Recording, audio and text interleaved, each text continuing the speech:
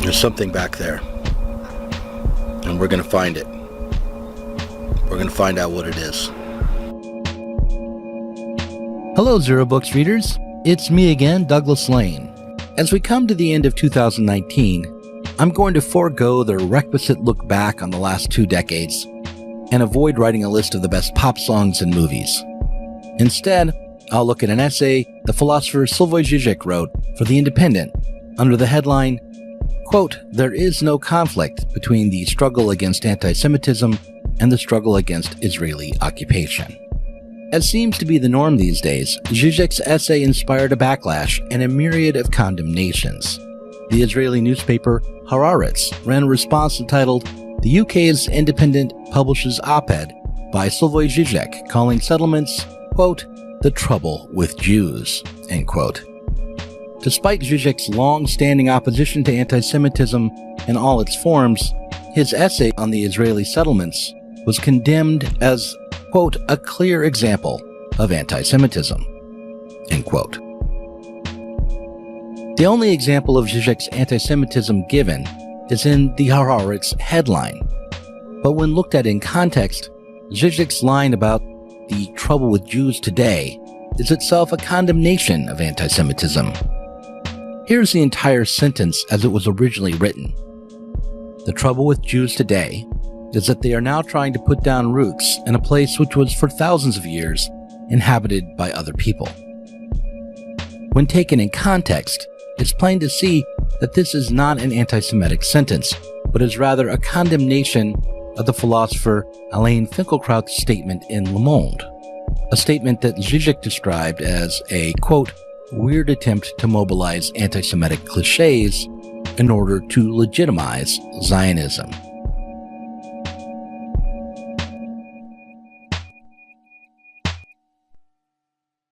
While justifying the settlements, Alain Finkielkraut claimed that the Jews have chosen to put down roots.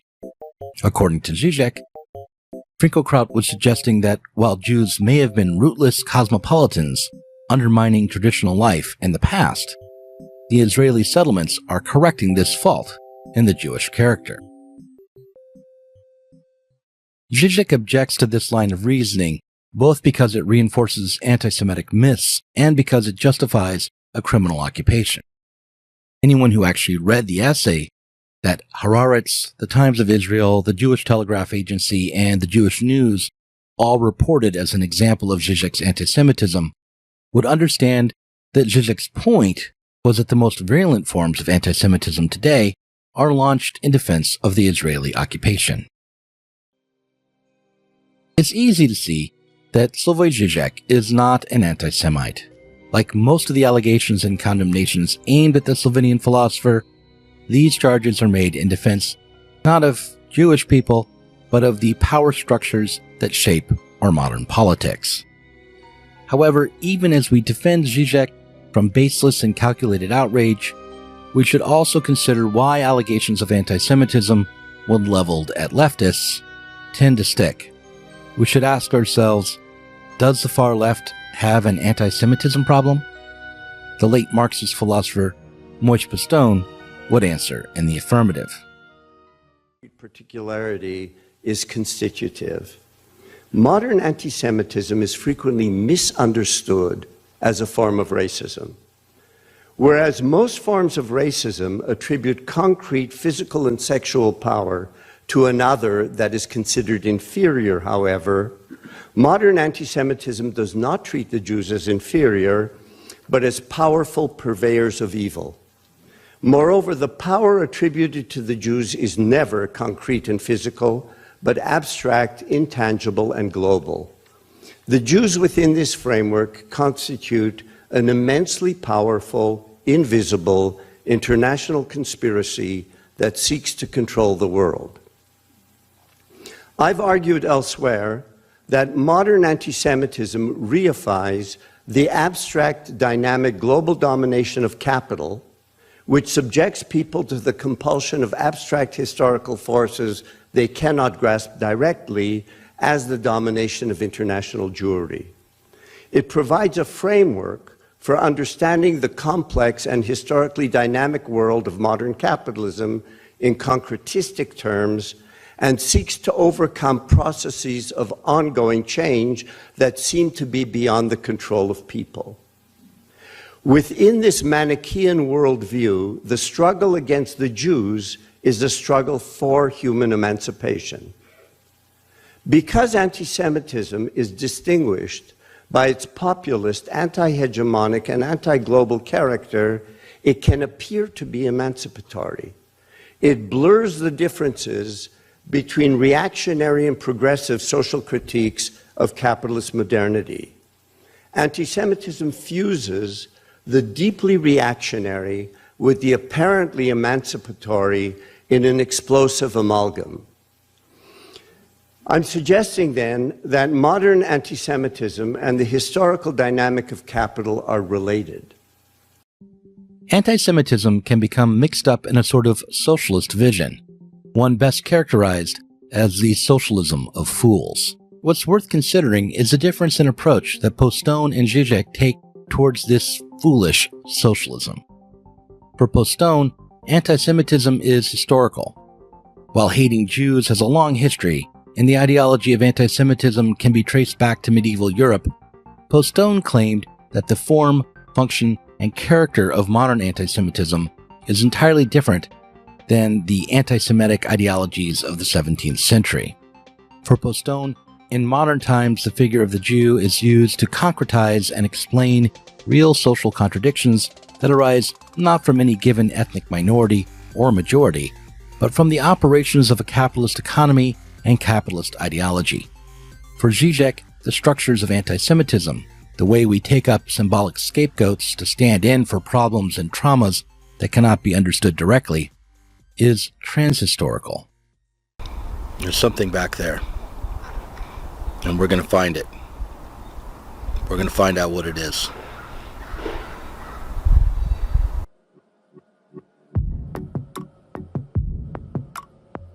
For Zizek and Postone both, the figure of the Jew is similar to the witch in the 1999 film The Blair Witch Project.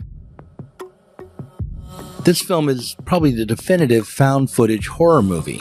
With a budget of around $60,000, the movie did not rely on special effects or even on well choreographed and worked out scenes, but was instead shot by the actors themselves. The performances were improvised, and whatever suspense is in the movie was built up over days as the directors left strangely configured bundles of sticks, made scary noises, and planted animal carcasses for the actors to find. What was scary in the Blair Witch Project never appeared on the screen, but was always just out of view, hiding behind this or that cluster of pine trees, or shunted away beyond the next ridge. The monsters were always heard, but never seen.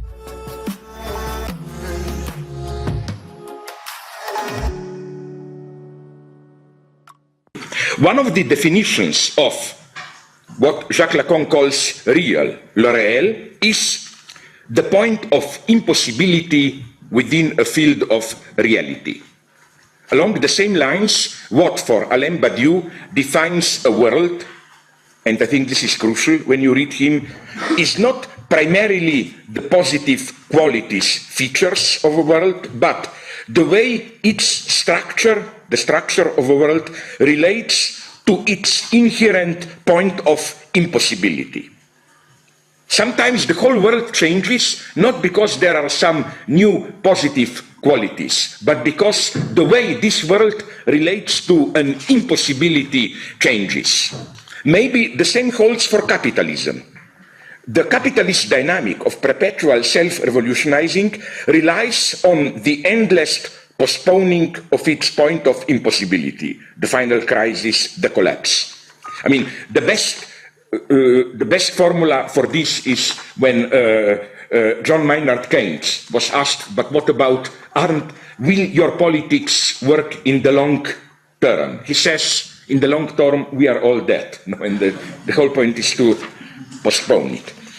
What is for other earlier modes of production a dangerous exception is for capitalism normality. Crisis is in capitalism internalized, taken into account as the point of impossibility which pushes the system to continuous activity. Capitalism is structurally always in a crisis. This is why it is expanding all the time. It can only reproduce itself by way of borrowing from the future. So you see the parallel I'm making. It's still an impossibility, but it's made internal to the system, which changes the entire dynamics. And perhaps, that's my global philosophical hypothesis, one should extend this to the very definition of humanity. Maybe what ultimately distinguishes man from other animals are not some primarily, at the most radical level, some positive features, speech, tool-making, reflexive thinking, whatever, but the rise of a new point of impossibility, designated by Freud and Lacan as the impossible, real, ultimate point of reference of desire, and so on, and so on. For Postone, the formal structure of anti-Semitism arises out of the central ideological apparatus within the capitalist mode of production. And while Zizek and Postone would agree that the fact that it is specifically Jews who have come to be the symbol covering up the traumatic core of capitalism is entirely contingent or arbitrary, what is not clear is the degree to which Postone and Zizek would disagree about the transhistorical necessity for something like formal anti-Semitism. That is, for Zizek, human beings can never be fully transparent to themselves, and the social field or society must always appear as something relatively mystified or opaque. Postone proposes that the aim of critical theory is to provide an immanent critique of society while taking one's own standpoint within society into account. That is, the aim is to be able to find a position within capitalist society wherein one can critique the basis for one's own self-conception. This is possible precisely because capitalism has, as Zizek mentioned in the preceding clip, taken the impossibility of its own justification into itself, or to put it in economic terms, because the capitalist system is riven with contradictions that lead to crises of various sorts.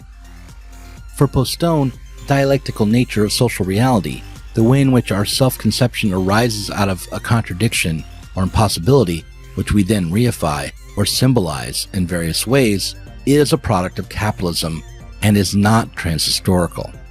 However, our ability to do critical theory, to find a standpoint from which to critique society, is also historical. It is also a product of capitalism. In his book, Capitalist Realism, the late Mark Fisher described this paradox this way. One of the virtues of capitalist realism is the alienation it provides. Capitalist realism presents itself as a shield, protecting us from the perils posed by belief itself. The attitude of ironic distance proper to postmodern capitalism is supposed to immunize us against the seductions of fanaticism. Lowering our expectations, we're told, is a small price to pay for being protected from terror and totalitarianism. Capitalist realism here is analogous to the deflationary perspective of a depressive who believes that any positive state, any hope, is a dangerous illusion. Now, what Mark Fisher is saying about postmodern capitalism, perhaps Zizek would say about capitalism itself, and Postone might be forced to say something similar as well. That is, it is capitalism and the ideologies that come along with it that have fractured us off from society, that have created critical individuals. And if we are hoping to get beyond capitalism, we can only do so by holding on to our critical position. This presents a problem. To sum up, the claim that Slavoj Zizek is an anti-Semite is entirely unfounded. What he is, I think, is a symptom or symbol for the impossibility that the left, and in particular the Marxist left, has yet to either overcome or sublate. Namely, that we rely on capitalist relations and its attendant crises to provide the alienated freedom that we need in order to carry on our project of liberation. Worse, we don't quite know whether our ultimate goal is to bring this paradox to full consciousness, to create a society that can work with and even consciously create its own traumatic impossibilities collectively and freely, or if we are aiming instead at banishing these impossibilities and paradoxes altogether.